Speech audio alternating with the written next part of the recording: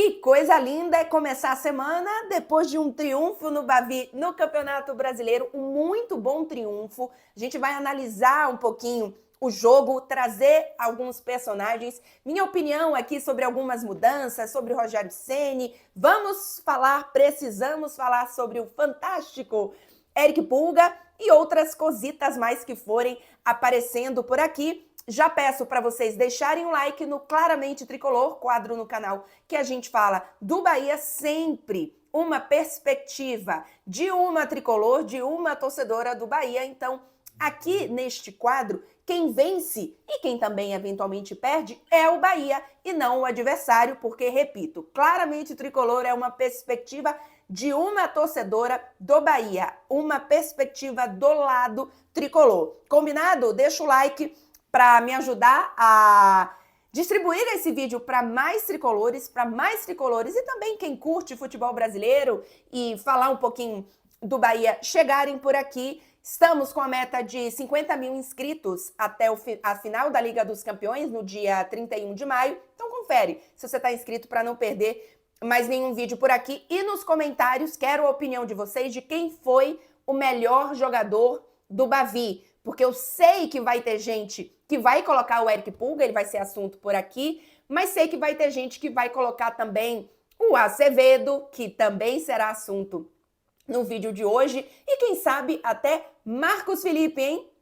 A gente falava, não vamos criar vilões, não vamos colocar a responsabilidade ou a culpa em um ou outro jogo em apenas um jogador, principalmente num goleiro que, sim, não é o melhor goleiro do mundo e não está talvez na primeira prateleira, talvez não está na primeira prateleira, mas ainda assim faz uma temporada com algumas partidas de muita decisão e, repito, vou elogiar aqui a postura do Marcos Felipe com toda a montanha-russa que ele passa com o Bahia e com essa relação e essas críticas da torcida. Então, eu fico muito feliz, não só como torcedora, porque, obviamente, quero que os jogadores do Bahia joguem bem, porque isso significa que o meu time estará ganhando, mas eu também fico muito feliz porque eu acho que é um cara muito batalhador, que por mais que a gente pontue que sim, o Bahia deveria ter um goleiro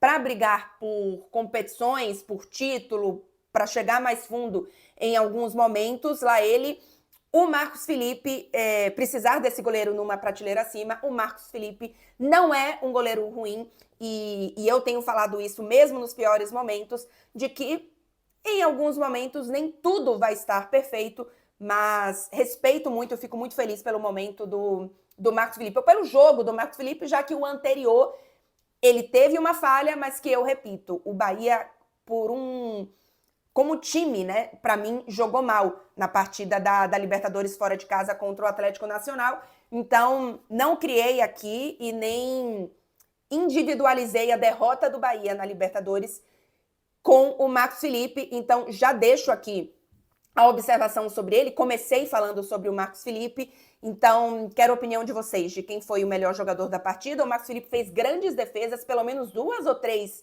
bem importantes, e em momentos que o Vitória pressionava muito. Então, comecei pelo Marcos Felipe, agora vou dar um passinho atrás para dar um pouquinho da minha análise da partida, e aí depois vou falando de algumas coisas específicas, tá bom? Uma análise da partida. Bom, não tem como não citar a expulsão do Jean Lucas, que acontece com 1 minuto, né? E aí demora para confirmar, mas é ali com 1 minuto praticamente de jogo. E para mim não tem desculpa, tá? E o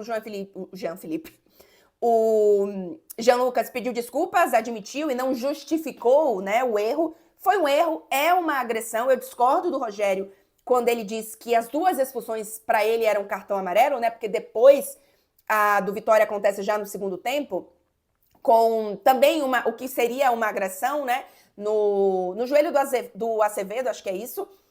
E primeiro que, sendo agressão, é cartão vermelho, é aquela história do peteleco. No peteleco, o jogador foi expulso. E o peteleco teve força, o peteleco machucou, o peteleco foi uma grande demonstração de raiva e agressão? Não, mas é uma agressão. Então, se aquilo é uma agressão, qualquer movimento, né, deliberado para agredir outro jogador, o jogador adversário, é uma agressão. Então, achei que o árbitro acertou na expulsão e acertou também na expulsão do Vitória, até porque, independente da intensidade, até por critério, se aquela agressão do Jean Lucas, mesmo que não tenha tido uma super intensidade, é cartão vermelho, é agressão, a do jogador do Vitória também é. Então, para mim, discordo do Rogério Ceni, só dando um parecer sobre esse início da partida. Para mim, foi bem expulso o Jean Lucas e que seja realmente um momento de aprendizado. Para mim, o Jean Lucas é um jogador, vocês sabem, vocês que acompanham aqui o Claramente Tricolor sabem, é um dos meus jogadores favoritos desse elenco, tá? Porque eu acho que ele é um jogador de muita personalidade. Só que às vezes é um jogador que ultrapassa essa personalidade. Em alguns momentos na temporada passada, acho que ele ficou confiante demais, acho que ele criou um pouco uma situação ali de abusar dessa confiança, de abusar no sentido de que se inflar demais, sabe? Deixar a moral fica alta demais e muitas vezes e você precisa jogar bola, né? Às vezes você precisa baixar um pouquinho a bolinha, ainda que você tenha feito um monte de gol, ainda que você passe por uma grande fase. Então, eu acho que às vezes o Jean Lucas é um jogador que ainda se deixa levar por algumas coisas. Acho que ele entrou pilhado demais na partida, então se deixou levar mais uma vez, mas é um jogador que aprende, é um jogador que evolui e eu tenho a sensação de que é um jogador que ainda tem teto para evolução, especialmente nesse lado mais de controlar um pouco mais a qualidade dele mesmo, no sentido de baixar a moral às vezes, tá? Porque ele é muito bom, ele alia o físico que a gente precisa para o que o Bahia joga com a qualidade, com a técnica. Então, para mim, é um jogador muito importante que faz um 2025 muito bom, mas que não pode se deixar levar nem pelos super elogios, nem pelas críticas. E acho que isso é algo que ele está aprendendo ainda, e quando ele aprender, eu acho que ele vai se tornar um jogador ainda mais regular, num nível muito alto. Então, dito isso, na hora que o Jean Lucas é expulso, a sensação que eu tenho é que o planejamento e a estratégia do Vitória foi toda embora, porque era um time que estava ali pronto para ser reativo, né, para que o Bahia tivesse a bola, o estilo do Bahia, o Bahia jogando em casa, é um time que gosta de controlar, de ter a posse do jogo, e o Vitória iria para o contra-ataque, para a reação. Na hora que o Vitória perde, fica com um a mais, a sensação é que o Vitória não conseguiu, mesmo em tipo mais de 45 minutos, não conseguiu virar a chave de que ele poderia tomar as rédeas da partida, de que ele poderia ter o controle do jogo, ele poderia ser ativo e não reativo. Claro, a equipe também estava montada para uma coisa e não dá, independente de você tentar mudar um pouco a postura, as suas peças estão encaixadas para outra coisa. E aí o Bahia se aproveitou disso. O Bahia fez um muito bom primeiro tempo, mesmo tendo um jogador a menos. Teve mais posse de bola em diversos momentos, teve muito mais controle do jogo, não só posse de bola, mas controle do jogo mesmo, de fazer exatamente o que queria fazer na sua partida e faz, assim, um primeiro tempo realmente muito, muito, muito interessante. O primeiro gol sai aos 23 minutos, com o Bahia sendo melhor, já tendo um jogador expulso há 22 minutos ali praticamente, com um belíssimo passe do Caio Alexandre. Aliás, a jogada é muito bonita, e o Eric Pulga marcando de cabeça, e aí tem um dado, a gente vai falar mais sobre o Eric Pulga já, mas tem um dado muito interessante do Eric Pulga, que os 2 gols dele no Campeonato Brasileiro, ele é o artilheiro do Bahia com 8 gols na temporada, mas os 2 gols dele no Brasileirão foram de cabeça. E é um jogador que tem... Cadê a altura do Eric Pulga aqui? Eric Pulga, altura. Gente, o Eric Pulga eu tenho 1,65. Eric Pulga tem 1,69. Gente, o Eric Pulga é muito baixinho, mas é a inteligência da movimentação que faz com que ele marque o gol no Bavi. Ele faz, inclusive, um movimento meio que de ir para as costas do zagueiro e depois ataca a bola, na verdade, né? Então, ele confunde ali a marcação, ele tá muito bem posicionado. Para mim, é o melhor jogador da partida. Eu pedi para vocês colocarem aqui se tem o Marcos Felipe, talvez algumas pessoas achem o Acevedo, mas para mim foi o Eric Pulga e mostra o quanto que é um jogador que está mantendo o seu nível, talvez seja o melhor jogador do Bahia na temporada, hein? Mantendo o seu nível, mantendo a regularidade, mesmo com pressão, mesmo em Libertadores, mesmo em Fonte Nova cheia, mesmo em Clássico. É um jogador que a gente viu muito disso dele na temporada passada, mas a gente viu isso numa Série B, um contexto com menos pressão, num contexto completamente diferente, e ele tá assim, ele tá pagando a aposta que a gente fez nele, e assim, que espetáculo de jogador, e que pode crescer muito ainda, porque é um jogador de 24 anos. Então, ainda é um jogador que pode melhorar bastante. Então, com o gol, o Bahia sai na frente e faz um muito bom primeiro tempo. Pro segundo tempo, eu assisti depois a coletiva do Rogério Ceni e eu concordo totalmente com... Na verdade, não é nem que necessariamente eu concorde, mas eu entendi perfeitamente o plano dele. Porque o Bahia termina o primeiro tempo muito bem. Então, o que é que o Rogério pensa? Eu consigo ainda manter este jogo por pelo menos ali uns 10, no máximo 15 minutos do segundo tempo.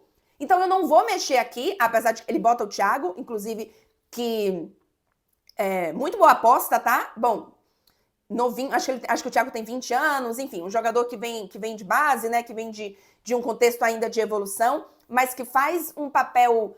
Ele dá o passe pro segundo gol, mas faz um papel muito importante da primeira pressão, né? Acho que, infelizmente, o Lúcio passa por um momento ruim, já se der aqui ainda, se eu lembrar, ainda falo um pouquinho aqui do Lúcio. Ele faz essa modificação, mas é uma modificação que não muda o esquema, né, do Bahia.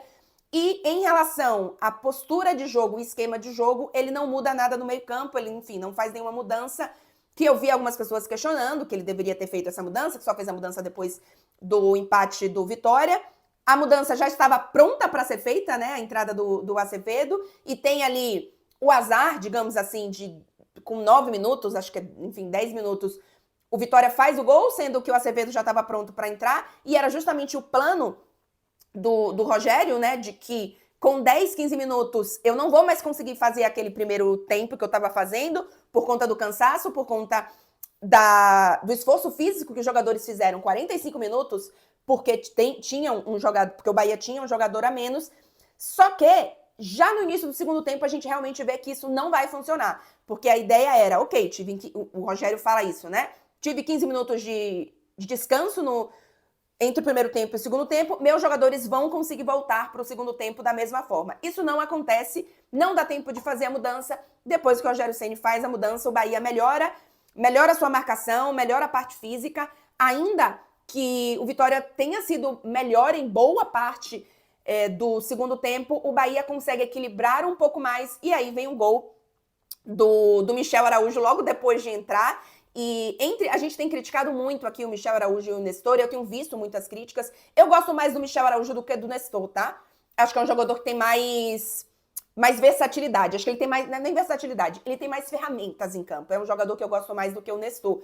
Mas também é um jogador que sofreu com as lesões, então muita calma nessa hora, não foi do jeito ideal, que eram os dois jogadores não tendo lesão, o Michel Araújo tendo mais tempo de evolução na equipe, né, por conta das lesões ele não conseguiu isso, não tá ainda num nível maravilhoso, ainda merece as críticas, mas é um jogador que eu acho que pode evoluir. Eu gosto mais do Michel Araújo do que do Nestor, tá? Tem um pouco mais de pé atrás, assim, mas, enfim, é o que tem no elenco. E aí, para falar do Acevedo, porque eu vi que foi uma discussão muito grande, né? Porque o Acevedo precisa ser titular, o Acevedo precisa do primeiro time e tal. E gente, tem uma frase, eu lembrei muito disso ao revés, né? Ao contrário. O Evaristo de Macedo diz aquela frase que o problema de você ter jogador ruim no elenco é que um dia você vai precisar dele. E o caso do Acevedo, para mim, é exatamente o contrário. A parte boa de você ter um jogador bom no elenco é que eventualmente você vai precisar dele. Então, a ideia de que todo jogador bom tem que ser titular, significa então, até porque o Bahia não vai ter um elenco de 50 jogadores sendo 50 fantásticos, normalmente o segundo time ou o time reserva vai cair um pouco o nível do primeiro time, né? Isso é absolutamente normal. Você não pode criar que todos os jogadores bons vão estar entre os 11 titulares e aí sobra o quê? Só jogador ruim na reserva? Não, gente. O Azevedo é muito bom, especialmente em momentos específicos de jogo. Existe, obviamente, ali, para quando ele joga, uma situação específica de equilíbrio de partida, de quem vai sair, etc. E que você precisa ter jogadores bons, jogadores que você fala, esse cara poderia ser titular, não no seu banco. Porque senão toda vez que você fizer uma troca, você vai precisar fazer uma troca, não só durante o jogo, mas também no calendário, né, de uma partida para outra, você vai cair muito o nível do seu time titular para o seu time reserva. Então você precisa ter jogadores bons, como o Azevedo, no banco. É isso. Então, não acredito que seja a solução para colocar ele como titular. Inclusive, talvez a troca mais óbvia seria com o Caio Alexandre, aí você precisaria mudar o Caio Alexandre de posição ou mudar o próprio Azevedo de posição, né? Colocar o Azevedo talvez um pouco mais adiantado, inverter com o Jean Lucas, aí você precisa adiantar alguém, aí você vai adiantar o Everton Ribeiro, isso. Ou você tira o Cauli, só que aí, beleza, talvez fique bonito na hora da marcação de você roubar a bola, mas aí o Caio Alexandre perde a sua primeira opção de passe com mais qualidade, né? Porque seria o Everton Ribeiro vai estar mais adiantado, então vem pro Azevedo e aí você perde saída de bola no meio campo. Se você faz o contrário, você perde a saída de bola do Caio Alexandre, que muitas vezes vem construir esse jogo de trás. Na hora que você volta para marcar, você também precisa de um jogador que tenha mais fôlego, que encaixe do ataque para a linha de defesa, que não vai ser o Everton Ribeiro, né, nesse sentido. Então, nesse esquema do Bahia, desequilibra, tá? Para mim, o Azevedo é um muito bom jogador, concordo com tudo que vocês estão falando, mas não para ser titular. O Bahia teria que mudar esse esquema e eu gosto da forma como o Bahia tá jogando. Gente, vai ter jogo ruim, vai ter jogo que o Marcos Felipe vai falhar e o ataque não vai funcionar. Vai ter jogo que o Bahia vai precisar entrar com um time muito mais reserva contra o Flamengo e vai perder. Vai acontecer. O elenco e o time do Bahia não é a melhor equipe do Brasil, não é um elenco maravilhoso, mas é uma equipe que está funcionando dentro dos seus processos. Então, para mim, essa decisão do time titular, de não mudar e tal, eu tô bem satisfeito com isso, tá? Falei do Marcos Felipe, do Rogério Ceni sobre as mudanças, falei do Azevedo. Muito boa partida do Everton também, quero falar aqui. A gente tem... Jogo passado eu critiquei, inclusive, bastante, mas achei que foi bom o jogo do Everton Ribeiro nessa partida. Falei do Caio Alexandre, do Eric Pulga. Só dar alguns detalhes, eu falei dos 2 gols de cabeça no Brasileirão, mas são 8 gols, é o artilheiro do Bahia na temporada, ainda tem 6 assistências, é um dos jogadores com mais dribles nas competições. Se você pega, acho que ele tá no top 10 do Brasileirão, tá no top 5 da Libertadores, se eu não me engano, mas é um jogador que tem essa qualidade do drible que é importantíssimo no futebol, em defesas fechadas, em momentos complicados. E além de ter mostrado não só velocidade, mas personalidade, enfim, é uma grandíssima temporada do Eric Pulga. Passando rapidamente aqui na escalação para ver se quero falar de mais alguém. Do Lúcio Rodrigues, falei rapidamente. E, bom, é um jogador muito jovem ainda, não é para você descartar o jogador, mas é preciso entender aí a parte psicológica, fazer um trabalho com muito cuidado. Eu não gosto da história de ter trocado de camisa, tá? De ter voltado pra camisa. Porque, assim, você meio que assume que é algo sobrenatural. Eu não sei, eu entendo que tem superstição no futebol, mas eu não gosto muito de você realizar esse sobrenatural, sabe? Porque, gente, é fase, não vamos criar um negócio, porque é um jogador jovem, é um jogador que pode evoluir, então Vamos ver o que acontece por aí, mas eu não sei, não gosto muito dessa história, não. Seguinte, o Bahia enfrenta Copa do Brasil, tem Copa do Brasil no meio da semana e tem Grêmio no final de semana. O jogo do Grêmio no domingo é relativamente cedo aqui. Então, muito provavelmente o próximo Claramente Tricolor vai sair no próximo domingo, no próprio domingo do jogo, tá? Até porque segunda já começa a correria aqui, porque a partir da terça que vem, não essa semana, né? Amanhã, na outra, eu já vou para Munique para fazer a cobertura de final de Liga dos Campeões e aí vai ser loucura. Então, agendinha dada aqui para vocês. Quinta-feira tem vídeo respondendo perguntas, então a gente vai falar do jogo. Eu tô na dúvida agora, o jogo do Bahia é quarta ou quinta, gente? Mas eu vou, de alguma forma, eu vou falar um pouquinho e vai ter vídeo durante a semana para falar de algumas coisas de futebol europeu, tá? Futebol italiano, a gente deve ter decisão do campeonato italiano na sexta. Quero fazer vídeos específicos aqui sobre PSG, sobre Inter. Então, não sai do vídeo sem deixar o like. Se inscreve no canal pra gente bater a meta de 50 mil inscritos. Eu sei que tem gente que assiste aqui e não é inscrito, cerca de 50% inclusive. E nos comentários estou sempre de olho com vocês. E é isso, gente. Até o próximo vídeo. Tchau, tchau.